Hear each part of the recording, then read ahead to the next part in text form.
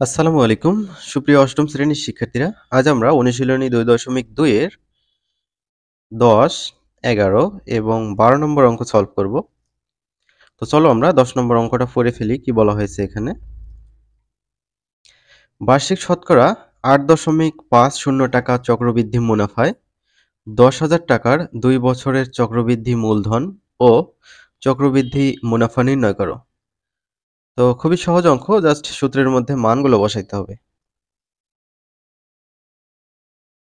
এখানে খেয়াল করো, আমরা জানি চক্রবৃদ্ধির মূলধন C equal P into 1 plus R, তার পাওয়ার হচ্ছে N।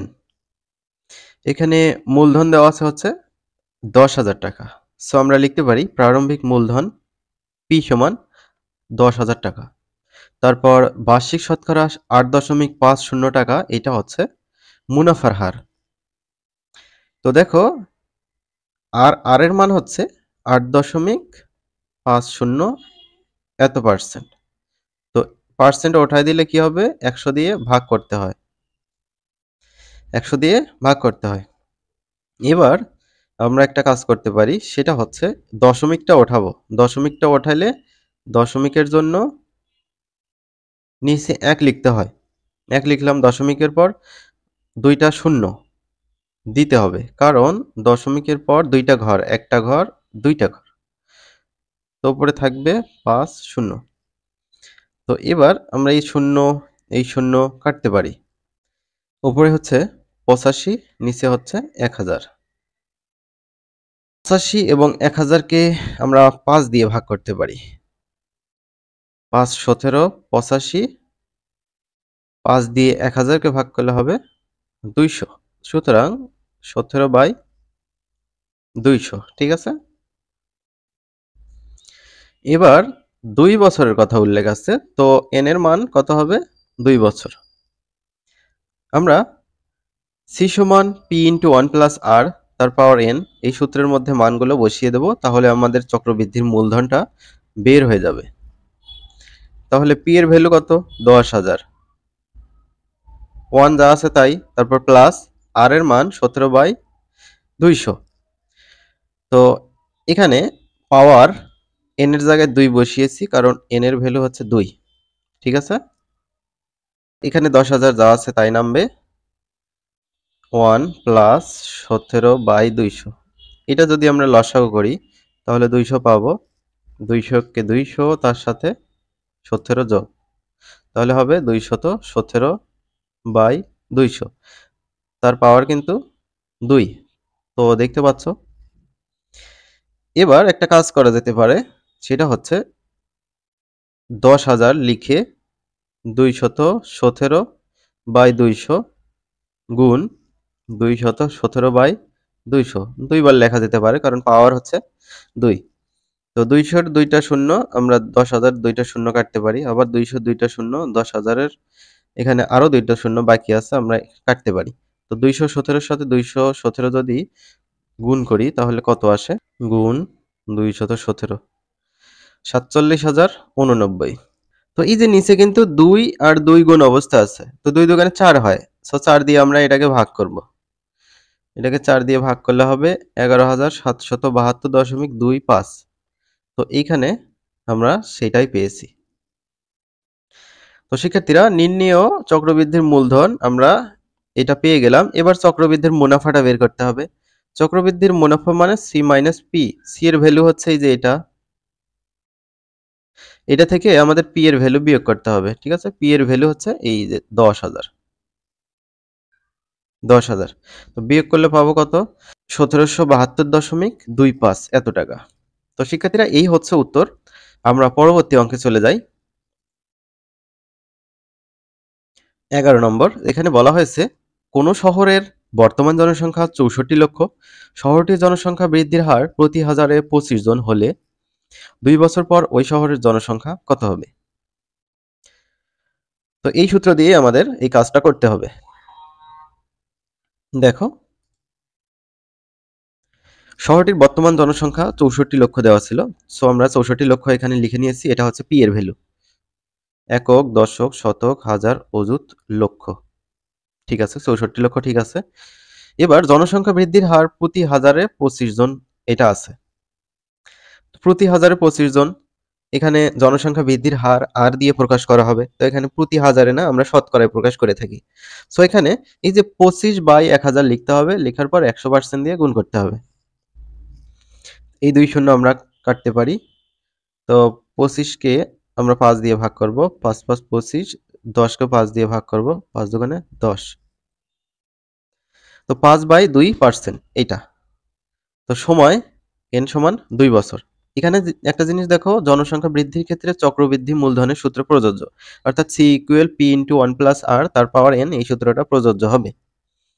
এখানে 5/2%, পার্সেন্টটা যদি আমরা উঠাই দেই তাহলে 100 দিয়ে নিচে গুণ করতে হয়।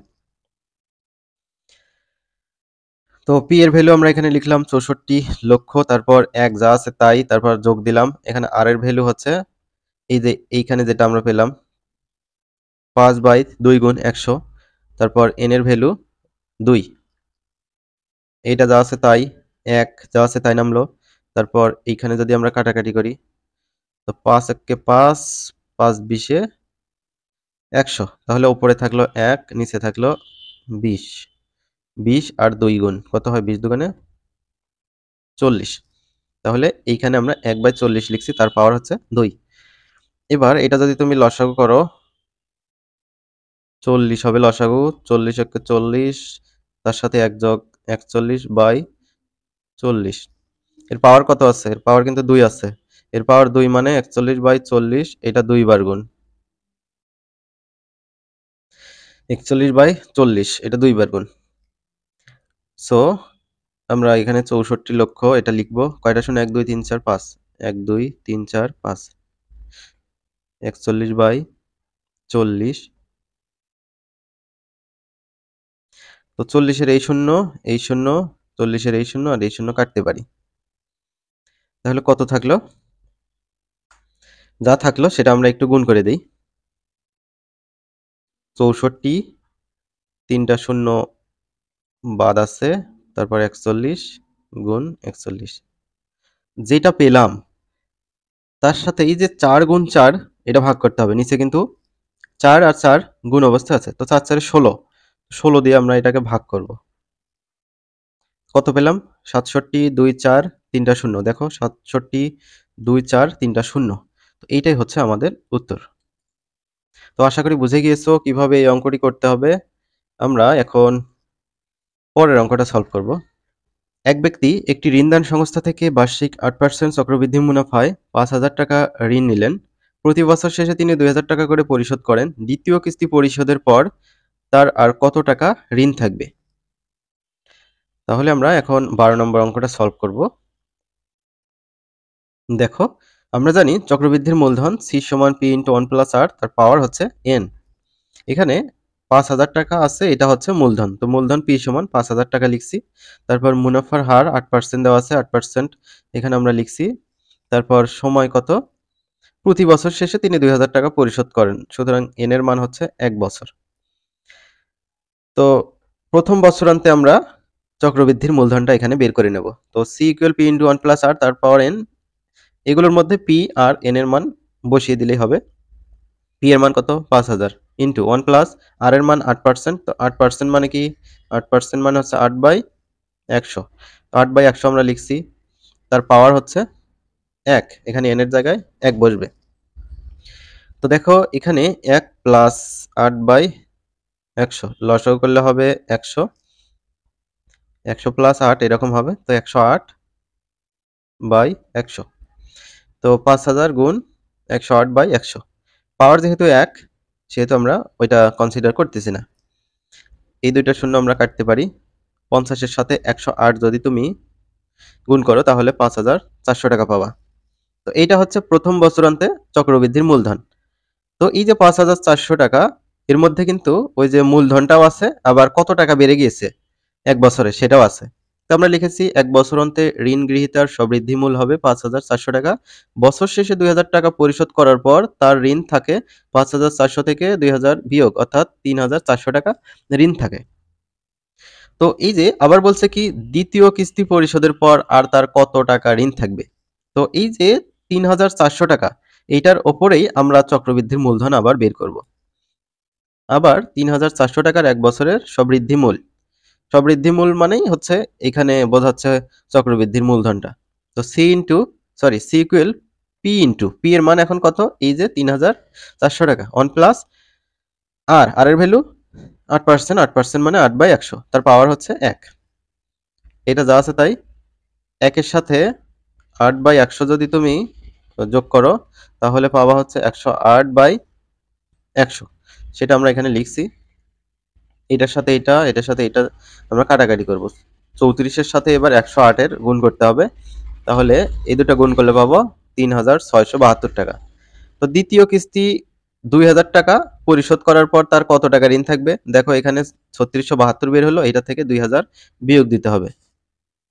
অর্থাৎ দ্বিতীয় কিস্তির সময় সে কি করছে? যে 2,000 টাকা পরিশোধ করছে। তো বিয়োগ করলে হবে 1672।